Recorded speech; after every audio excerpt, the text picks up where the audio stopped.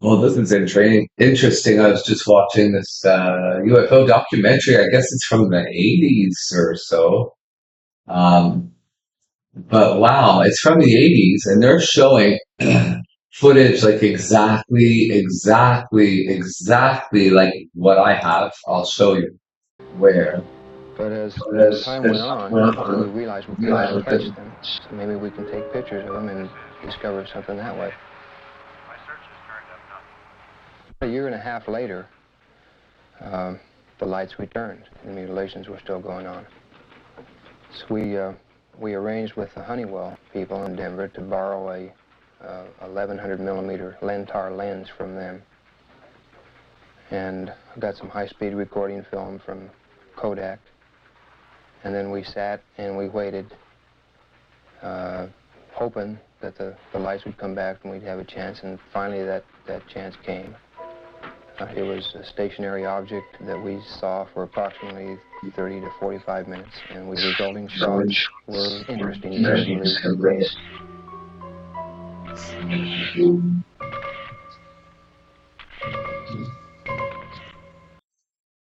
that one especially, I have one like this because it looks like a person like with their arms along their side. And I've actually called it, it's kind of like the nucleus or the core or the energetic core of a craft. The one that looked like a zero balloon that I took in July 2024 in Vancouver, July 20th, the 20th of July 2024, the gold one. When I do black and white, like infrared, inverse image colors, like the negating the colors, the inner core, instead of just being like the number zero and having an empty space, looks just exactly like this shape. And I've seen it more than one time. I find this fascinating. I'll show you those pictures if I can find them readily.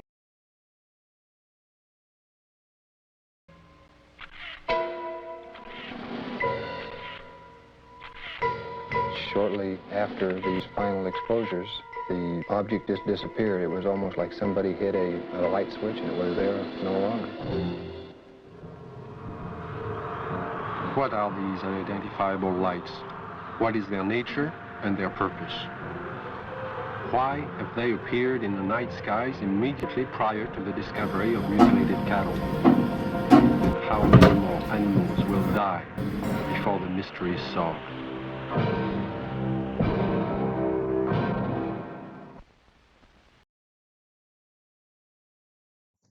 Sorry about that. This always happens.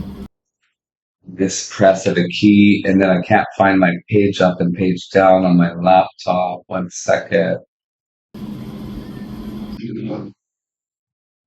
There. That annoys me. There, this one. That's one example. And then I'll show you a little more.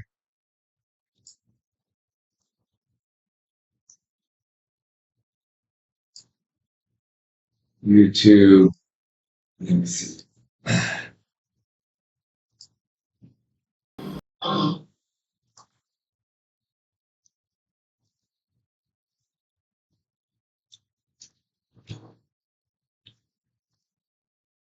In the night skies immediately prior to the discovery of mutilated cattle. And how many more animals will die before... You were talking about the animal mutilations. So maybe these things that I take pictures of that I find so peaceful, maybe they also do animal mutilations, but maybe that's not an unpeaceful thing. Maybe because they know we're about to blow ourselves up with nukes, that they are smart and they're wanting to preserve the human species. Maybe they use cow, like basically the uterus of a cow to, be used as an embryonic. I'm sorry I don't have the better vocabulary for that, but basically in utero, using those biologics to help something along with its development biologically somewhere else, like up in some craft and somewhere else. This is all very probable, and I know it sounds shocking, but it is.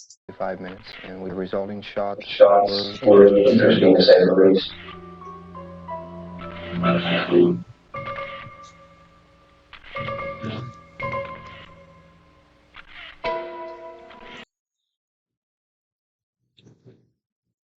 I've had some look, like they're spelling letters in the sky, and I've even made comments about that in the past. I'm looking for my YouTube clip where I go, that's definitely not a balloon. Let me see here.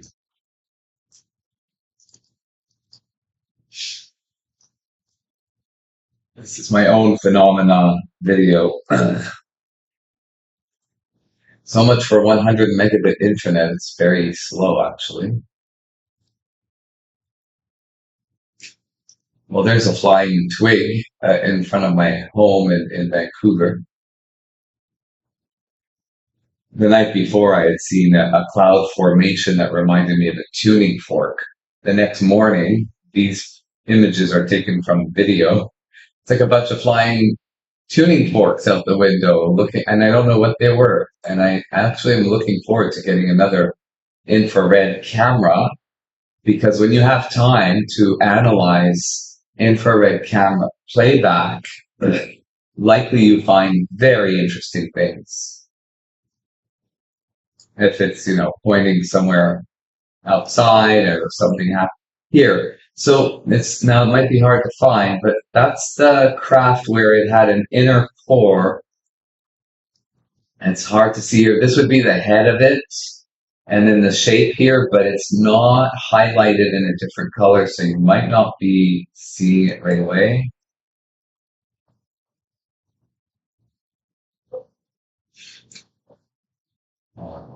I have better images somewhere, but it's hard to remember. I have so much footage over the last 2 years and an organizational challenge. Anyhow, it's just fascinating to see all that.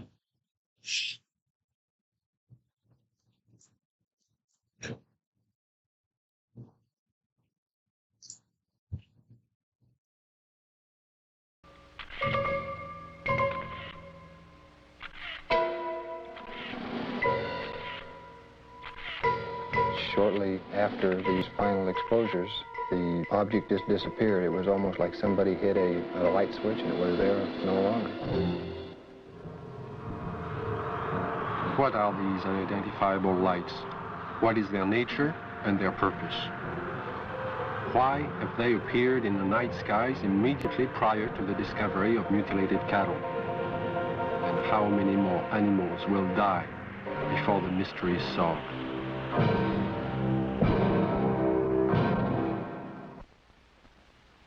In 1974, I received a call from a woman who had a strange story to tell. One night, as she and 3 friends were returning to Los Angeles from Lompoc, California, they encountered an unidentified light in the sky. Thinking at first it was a helicopter, the friends paid little attention. When the object began to fly in unusual patterns at extremely high speeds, the passengers soon realized they were dealing with something out of the ordinary. What happened next is best told in the woman's own words. Helen is a fictional name. Her real name is being withheld at her own request. I saw it come into the sky from the top of the mountain range and go straight up and do a 90-degree angle toward us, and I called it to the attention of Don, John, and Sue. And they saw it too, and it was there. I was not on dope or alcohol or anything like that. And it came, starting doing really erratic things in the sky. It was a small white light. Actually, I was at times. However, it doesn't change what I captured with my phone. It's just sad that people have to say that to make themselves seem more credible. A person's word should be enough. When you are a person of deeper integrity than what is assumed by the other people, so it's the other people's lack of feeling of integrity in you that causes the disbelief of actual truth. And that's a sad thing. And very easy to see. We were not mistaking anything. It came over to the car, flipped over and went around on the other side toward the other hills and came back, settled above the car. By this time, because it was so close, it was 8 lanes of freeway, at least in diameter and even a little wider, saucer-shaped, a very white, luminescent light emitted from the entirety of it. The ship stayed above us, out in front of us, about a minute or two, and we watched it, and none of us were saying a thing. And we just kept driving, and it kept staying in front of us. And then out of the perimeter of it, closest to us, came 4 white beams of light, very much like funnel-shaped, smaller at the perimeter, and they descended upon us and came around each one of our bodies. And out of each one of our bodies, we started to float into that beam of light. The best description would be molecularly being dispersed. And when I looked over at Don and Sue and John, their bodies, their legs and their bottoms are still on the car seat, and their heads and their shoulders and their chest molecules were going through the roof of the car, along with mine. We didn't lose consciousness while this happened. We were completely conscious of going through the roof. And the bottom molecules of our body were coming through too, and we were about 3.5 or 4 feet outside the car, going toward the ship, and we hit an energy field, a strong one, and remembered nothing. Next thing I did remember, we were coming back, the same process, going back into the car. It wasn't until several years later that Helen realized she had experienced more than she remembered. Mental images, which she couldn't explain, caused her to visit a specialist who put her through a memory regression. In this relaxed state, Helen recalled the evening in question and described in detail the experience of being taken aboard the UFO. I came to, and standing in front of me was a very tall man with whitish hair, kind of bronze, beautifully tan type of skin.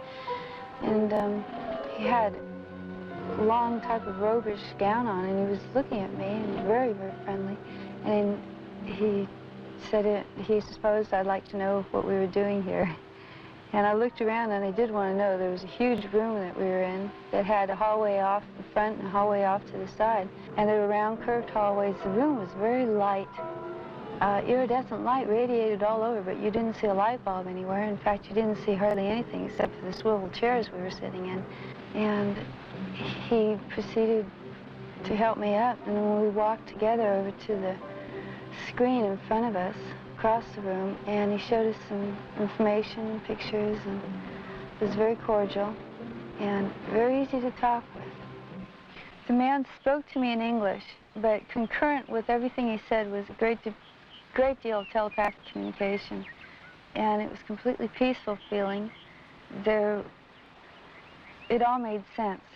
He showed us a screen with many images on it that clarified some of the things he was saying. He also said that he'd been around with the other people there for thousands of years, and that they had been picking up people and giving information to people for the use of putting it into this world, into this society, to bring about a lot of better changes. And the interesting thing was that there are some people, he indicated, who we know and read about, who were given information by him. This is what he told me. The last friend that I had in Vancouver pretty much stopped being my friend just because of this. And he's trying to tell me it's a balloon. It's like, no, and I don't mind losing this type of friendship over a difference in interpreting photographic evidence, of which I have a lot more experience, having been a computer programmer and just very smart all around. It's insulting, but at the same time, I recognize that that's my ego speaking to be saying that I feel insulted. If anything, I'm sad that people don't have that kind of a broad sphere of thinking ability. That's pretty much the truth. So anyway, that's unfortunate in a way. And then people will say about people like myself, then they isolate themselves. It's like, Why are you busy talking to somebody saying that instead of talking to me or asking me questions or asking to come and see photos? This is where it's starting to look a little bit like the one they were showing just earlier.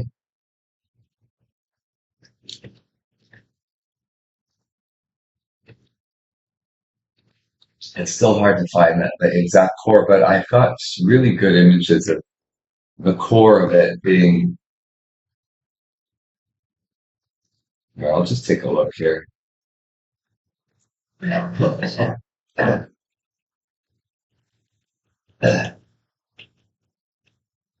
There, I think. It's starting to look like that light core that we saw on the footage just shown in the documentary.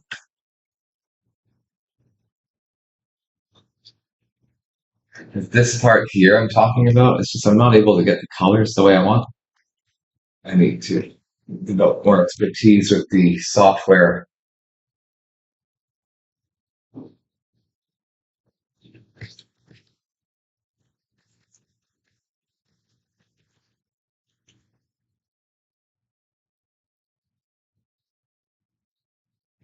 Oh, there.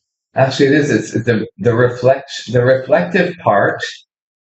The reflective part here is actually what looks a lot. I'm just sort of discovering this live. Right. That's where it looks like I said like a body, with the head and its hands to its sides. It's just the orientation's not exactly the same, but do you see how that is very similar? Yeah, the dark part there. See that?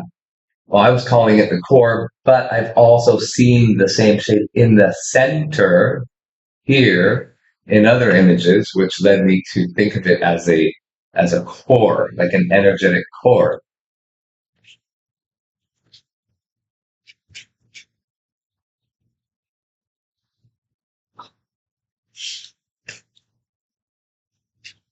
So much work to be done that I could do with this just to make some sort of a narrated, like I'm doing now, but fast and to the point. This is already 17 minutes, but definitely it's a similar shape as what we are seeing